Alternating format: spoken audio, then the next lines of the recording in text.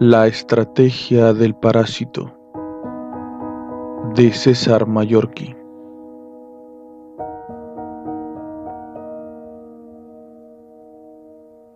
Este libro está dedicado a Elena y María Astier Álvarez, porque tienen estrellas en los ojos e iluminan el mundo con sus sonrisas.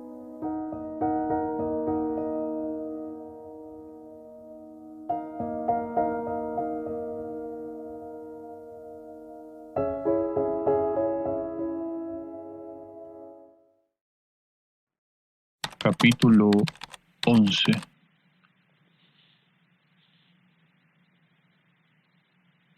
Nos adentramos en una anticuada cocina de suelos de linóleo y paredes revestidas de azulejos blancos. En un fregadero de aluminio había una pila de platos y cubiertos sucios. El sonido del televisor se percibía ahora más nítido. Parecía un magazín de cotilleos. ¿Ernesto?, dije en voz alta.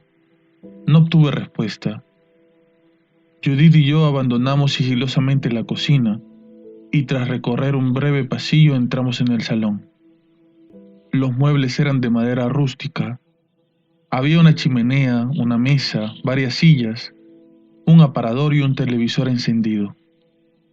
Y frente al televisor un sillón de pana roja con alguien sentado. ¿Ernesto?, repetí aproximándome. Y entonces me detuve en seco. Creo que lo sabía desde que llamamos a la puerta y nadie nos abrió. O quizá antes, cuando Judith me contó que su sabueso había encontrado el rastro del profesor. Aún así, no podía reprimir un estremecimiento cuando vi el cadáver de Ernesto Figuerola, con la garganta cortada y los yertos ojos fijos en un programa del corazón. El titileo de la pantalla arrancaba falsos destellos de vida de sus pupilas. Judith y yo permanecimos inmóviles durante no sé cuánto tiempo, con la vista fija en aquel cuerpo cubierto de sangre. Entonces de repente Judith desvió la mirada y se quedó unos segundos atenta, como si hubiera oído algo, y súbitamente gritó «¡Vámonos!» y echó a correr hacia la salida. Dudé un instante y fui tras ella a la carrera. Salimos al exterior, rodeamos la casa y cuando llegamos al porche pregunté «¿Qué pasa?».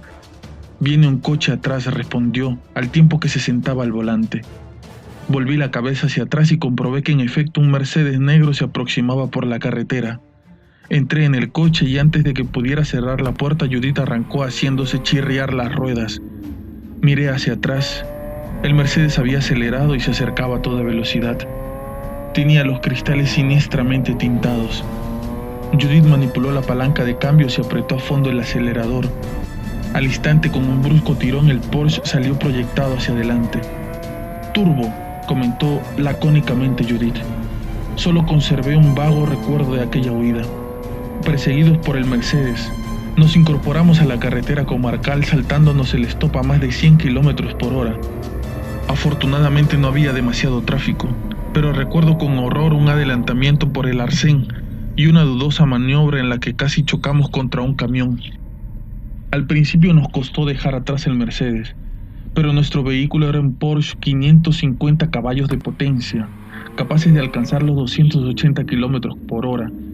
Creo que más de una vez los alcanzamos, de modo que fuimos dejando atrás poco a poco a nuestros perseguidores hasta que al llegar a la autovía los perdimos de vista. De todas formas, Judith siguió conduciendo a toda velocidad hasta que llegamos a su casa. Al entrar en el chalet, Judith y yo nos sentamos en el sofá y permanecimos unos segundos en silencio. El miedo nos había impedido pronunciar palabra durante la persecución, y ahora sencillamente no sabíamos qué decir. «Esto es una pesadilla», murmuré finalmente. Menudo comentario estúpido. Claro que era una pesadilla, lo peor de mi vida. Judith no dijo nada. Parecía abstraída, como si se debatiera en un conflicto interno. Al cabo de unos minutos me miró y dijo: «Vamos a hablar con mi padre. Tiene influencias, puede ayudarnos. El único problema será conseguir que me crea». «¿No estaba en China?», Pregunté. Le telefonearé, dijo. Consultó su reloj y añadió, ahora debe ser mediodía en Pekín. Llamaré más tarde. ¿Y qué podía hacer su padre, por muy poderoso que fuese? Ni siquiera sabíamos a ciencia cierta a qué o a quién nos estábamos enfrentando. Estaba claro que la capacidad de control y manipulación de nuestros enemigos era poderosa. Eso por no mencionar los escasos escrúpulos que demostraban a la hora de cagarse encima de la gente. En cualquier caso, el hecho incontrovertible era que a Figueroa lo habían matado, y que, como decía Mario en su carta, ahora todo dependía de mí y de mi estúpida contraseña que, aunque en teoría debería ser evidente, me resultaba imposible encontrar. Creo que si hubiera tenido a Mario delante le habría sacudido un buen puñetazo. Por milésima vez me pregunté por qué me había metido en ese lío. Una compañía informática se fundó a base de robar dinero procedente del narcotráfico, ya, y a mí qué demonios me importaba que le robaran a la mafia. Por otro lado, esa compañía, por lo visto, se dedicaba a cagarse a sus rivales. Pues muy mal, por supuesto, pero todos los días mueren miles de personas en el tercer mundo y a todo el mundo le importa una mierda.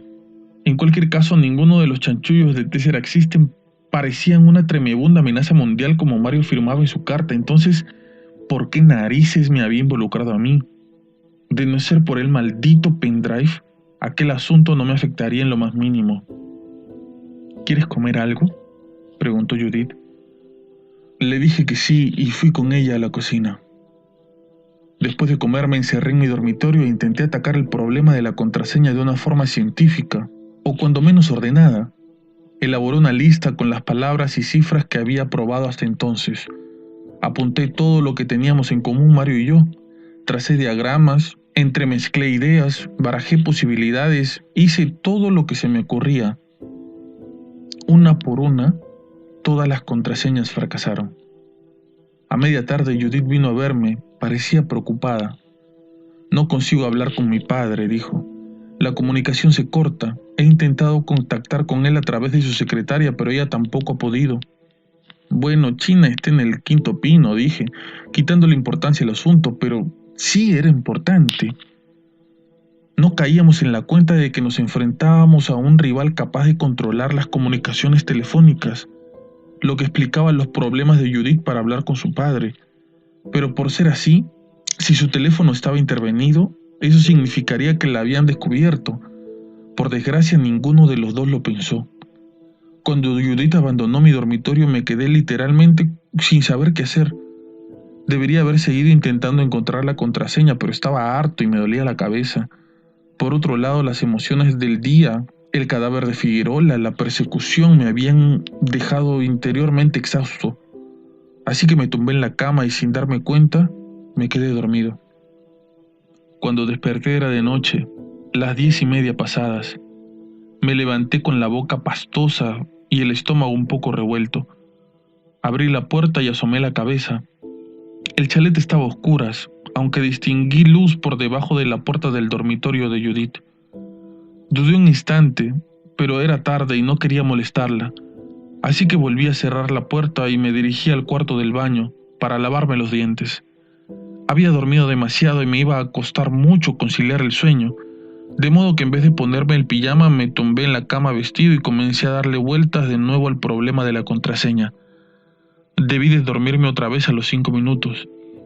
Al cabo de un lapso indeterminado de tiempo, algo, quizá un ruido, me despertó. La habitación estaba a oscuras. De pronto la puerta se abrió bruscamente y Judith entró en el dormitorio con una linterna encendida con una mano y una bolsa de deportes en la otra. Han cortado la electricidad y el teléfono, me dijo.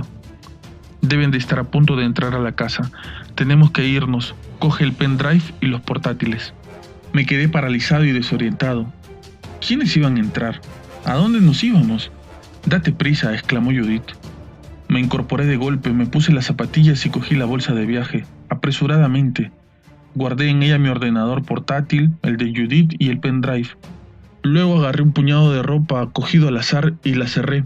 Ya está, le dije. Con Judith a la cabeza, iluminando el camino, bajamos corriendo a la primera planta y nos dirigimos al fondo de la casa. Allí en la zona del servicio había una escalera que conducía a un spa del sótano. Judith comenzó a bajar por ella mientras dirigía el haz de luz hacia los peldaños. ¿A dónde vamos?, le pregunté. Ya vas a ver. Al llegar al sótano, Judith se dirigió hacia el extremo opuesto a donde se encontraba la piscina cubierta. En el muro había una puerta. La puerta la cruzamos y encontramos un pequeño recinto que yo desconocía. Solo había otras dos puertas, ambas de acero y con apertura de combinación. ¿Qué es esto? Judith sujetó la linterna y la bolsa con una mano y comenzó a marcar con la otra la combinación de la puerta de la izquierda. A la derecha hay una habitación de pánico. Si entra alguien en tu casa, te metes ahí, cierras la puerta y nadie puede hacerte nada. Luego conectas una alarma y esperas a que venga la policía. Abrió la puerta izquierda, mostrando el inicio de un túnel y me invitó a seguirla con un cabeceo. ¿Y eso a dónde lleva? Al garaje. ¿Y no sería mejor que nos metiéramos en la habitación de pánico? Me alzó una ceja. ¿De verdad quieres que te rescate la policía? No, claro que no. Me había olvidado de que era un prófugo. Cruzamos la puerta y seguimos el túnel a lo largo de unos 50 metros. Al final había una escalera. La remontamos, cruzamos otra puerta y encontramos el garaje. Todo estaba en calma. No se oía absolutamente nada. ¿Estás segura de que ha entrado alguien? Por lo menos 3 hombres. Al cortarse la electricidad entra en funcionamiento un generador auxiliar que mantiene activo el sistema de seguridad. En mi cuarto hay un panel con un monitor y a través de una de las cámaras exteriores he visto a 3 tíos cruzando el jardín. Supongo que habrá más. Dejamos las bolsas en el maletero y entramos en el coche. Judith introdujo la llave en el contacto, cogió un mando a la distancia y me dijo: cuando apriete este botón se abrirán las puertas del garaje y de la entrada. Entonces sabrán que estamos aquí. En cuanto nos pongamos en marcha, agáchate y no levantes la cabeza. ¿Ok? Sí. Notaba mariposas en el estómago y hormigas a lo largo de la columna vertebral. Estaba muerto de miedo. Judith oprimió el botón del mando a distancia y el garaje comenzó a abrirse, poco a poco. Simultáneamente puso en marcha el motor. Metió primera y la retuvo pisando el embrague. No conectó los faros. Miré fijamente la puerta del garaje, que se abría con lentitud, insoportablemente despacio, centímetro a centímetro. Intenté tragar saliva, pero tenía la boca seca. Los segundos se arrastraban como caracoles mientras la adrenalina me corría a raudales por las venas. «Ábrete, ábrete, ábrete», pensé, apretando los puños. «Ábrete de una maldita vez». De pronto, cuando el portalón iba por la mitad, una figura humana se perfiló contra el resplandor de los faros del jardín. El desconocido se agachó rápidamente, nos apuntó con algo, brotó un fogonazo y un repentino agujero apareció en el parabrisas mientras un proyectil pasaba silbando entre nuestras cabezas. Nos había disparado. Al instante Judith apretó a fondo el acelerador, soltó el embrague y el coche rugió lanzado hacia adelante a toda velocidad, obligando al desconocido a echarse a un lado. El techo del vehículo rozó contra el entreabierto portalón, provocando una cascada de chispas. Judith, medio agachada, dio un volantazo y puso rumbo hacia la salida. El espejo retrovisor derecho saltó hecho pedazos por el impacto de la bala. ¿Por qué no había oído el disparo? Deben usar silenciadores como en las películas, pensé tontamente.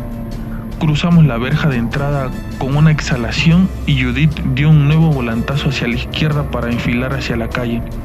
El coche derrapó, tirando al suelo un contenedor de basura, pero Judith logró hacerse con el control del vehículo y se dirigió hacia la salida de la urbanización. No conectó los faros hasta que llegamos a la carretera general y solo entonces yo dejé de contener el aliento. Miré hacia atrás asegurándome de que nadie nos seguía y me recosté en el asiento. El aire silbaba a través del orificio del parabrisas. «No quiero volver a hacer esto nunca más», murmuré. Judith se incorporó a la carretera de Húmera, en dirección al norte. Parecía tranquila, pero sus manos se aferraban al volante con tanta fuerza que tenía los dedos blancos y también los nudillos. «¿A dónde vamos?», le pregunté. «A Aravaca», respondió. «Mi padre tiene otro chalet ahí. Está a nombre de la empresa». Aravaca es un pequeño pueblo asimilado a Madrid, una zona residencial situada al otro lado de la casa de campo. «¿Vive alguien en el chalet?», pregunté. «No, está deshabitada». Circulamos en silencio durante unos minutos. Nunca una noche se me había hecho tan oscura. Judith, ¿sí? Te estoy poniendo en peligro. Es mejor que nos separemos. No quiero involucrarte más. Judith me dedicó una fugaz sonrisa. Ya estoy involucrada. Han entrado en mi casa, Oscar. Saben que estás conmigo. Así que ahora también me buscan a mí. Pero gracias por intentar protegerme. Eres un cielo. De nuevo nos sumimos en el silencio. Giré la cabeza y contemplé el retrovisor roto de un balazo. Nunca se me había cruzado por la cabeza que alguien me disparase. Nunca habría imaginado que acabaría siendo un prófugo de la justicia. Ni remotamente habría sospechado jamás que llegaría a estar en el punto de mira de una conspiración. Hasta hacía muy poco yo era un tipo normal y corriente. Dios, cuánto odiaba a Mario. El chalet se encontraba en el extremo oeste de Aravaca, justo donde acababa la zona urbanizable y comenzaba el campo. Se trataba de una moderna construcción de 2 plantas, rodeada por un pequeño jardín, una vivienda lujosa, pero no tan lujosa como el chalet en Somosaguas. Aparcamos el maltrecho Porsche y entramos a la casa. Judith conectó la electricidad y como hacía frío dentro, también la calefacción. Eché un vistazo a mi alrededor. El chalet estaba amoblado con muy buen gusto, pero de forma impersonal. Se notaba que nadie vivía en él. Remontamos las escaleras y Judith me condujo hacia los dormitorios. Tú dormirás aquí, dijo. Venga, te ayudaré a hacer la cama. Abrió el armario empotrado y sacó unas sábanas y una manta. De pronto, se quedó paralizada con la vista fija en el interior del armario. Lentamente, dejó el juego de cama donde estaba. Sacó un jersey de lana negra y lo miró con tristeza. Luego se sentó en el borde de la cama, depositó el jersey sobre el regazo y lo acarició con suavidad. ¿Qué pasa? Este jersey era de Mario. Debió dejarlo la última vez que estuvimos aquí. ¿Mario estuvo aquí? Dije sintiendo de nuevo una punzada de irracionales celos. Sí, cuando queríamos estar solos y había gente en la casa solíamos venir aquí. Guardó un prolongado silencio y de pronto ocultó la cara entre las manos y se echó a llorar. Soy muy torpe en esas circunstancias. Nunca sé cómo comportarme. Me senté a su lado, esperé unos segundos y apoyé una mano en su hombro. ¿Le echas de menos?, dije. Lo siento. Judith me apartó bruscamente la mano y volvió la cabeza hacia mí. Tenía los ojos llenos de lágrimas y el maquillaje corrido, pero su rostro mostraba una repentina expresión de rabia. No lloro por Mario, lloro por mí. No soy tan dura, ¿sabes? No lo soy. Yo no he dicho que seas dura, pero yo sí. Me lo digo cada día cuando me levanto. Eres una chica dura, Judith. Puedes soportarlo todo, puedes cargar con todo, puedes hacer lo que quieras, pero es mentira. Las lágrimas corrían a raudales por sus mejillas. Ya no puedo más, estoy harta. ¿Sabes por qué llevo siempre este aspecto entre punky y gótico? Para que me tomen en serio, para que me vean y digan, esa chica no solo es un culo bonito, es dura, es superwoman, y eso es lo único que hago, agitar los brazos para llamar la atención y que los demás se den cuenta de que valgo la pena. Pero no tiene gracia, ¿sabes? Ni siquiera con mis padres lo consigo, porque apenas los veo, enjugo las lágrimas con la manga de su camiseta. Ah, ya, dirás, la típica pobre niña rica. Yo no, pues tienes razón, soy la típica niña rica de los cojones, pero rica o pobre, no soy de piedra. ¿Crees que lloraba por Mario? Pues mira, igual sí, puede que llore por él, pero no por haberlo perdido, sino porque todo a su lado era simplemente complicado. Y ahora, después de muerto, lo sigue siendo, aún más complicado que antes, y ya no puedo más. Estoy sola y ya no sé qué hacer. No estás sola. Yo estoy contigo y te quiero. Jamás en mi vida me había arrepentido tan automáticamente de pronunciar unas palabras. Enrojecí al instante y tragué saliva, deseando que la tierra me tragara. Judith me miró con sorpresa, parpadeó, se pasó el dorso de una mano por la cara y dijo en voz baja: «Perdona, he perdido los nervios. Anda, vamos a hacer la cama». Cuando Judith se fue del dormitorio me desnudé y busqué un pijama, pero me lo había dejado en el chalet de Somosaguas, así que me metí a la cama en calzoncillos y apagué la luz. Ni siquiera intenté dormirme, sabía que no iba a poder. Me quedé tumbado boca arriba con las manos entrelazadas en la nuca, contemplando el resplandor de las farolas en el techo y las sombras de las ramas de los árboles agitándose en el viento. De pequeño jugaba a pensar de que esas sombras eran garras de monstruos que me acechaban. Resultaba divertido, pero sabía que los monstruos no existían. Pero ahora las sombras se me antojaban inquietantes, pues había descubierto que los monstruos eran reales. 15 minutos más tarde, Judith abrió la puerta y se aproximó a la cama. Solo llevaba una camiseta negra con la cara de Lisa Simpson y unas braguitas.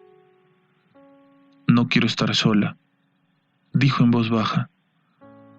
«¿Puedo dormir contigo?» «Claro». Aparté las sábanas y ella se metió en la cama. Casi sin solución de continuidad, se abrazó a mí. Enterró la cara en mi pecho y comenzó a llorar de nuevo. Le devolví el abrazo e intenté consolarla acariciándole los cabellos. Y es curioso, pero pese a todo lo que había ocurrido, pese a las conspiraciones, los cadáveres y las persecuciones, creo que aquel fue uno de los momentos más felices de mi vida. Su cuerpo ceñido contra el mío, sus lágrimas fluyendo por mi pecho, el susurro de sus sollozos, su calor, sus brazos rodeándome. Sentí deseo, sí, y pasión, pero sobre todo sentí una inmensa ternura, el abrumador impulso de protegerla y cuidarla. Al cabo de unos minutos, cuando las lágrimas se amansaron, Judith se apartó un poco y dijo: «Lo siento, necesitaba llorar». «Está bien», dije. «A mí también me gustaría llorar, pero no puedo. Es lo malo que tiene ser un macho alfa». Bromeaba. Estaba nervioso y decía tonterías. Pero Judith sonrió, alzó la cabeza y me besó en la boca. Sus labios eran cálidos y tiernos, dulces, húmedos y sabios. Luego se medio incorporó, se quitó la camiseta y las braguitas, se acurrucó contra mí y volvió a besarme.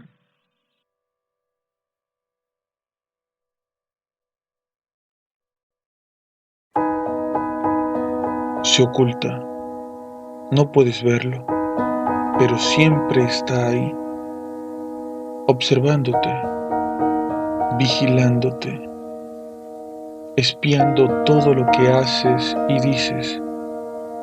No es un vampiro, pero se alimenta de ti, depende de ti, por eso se esconde y te utiliza, y entre tanto, crece y crece sin parar.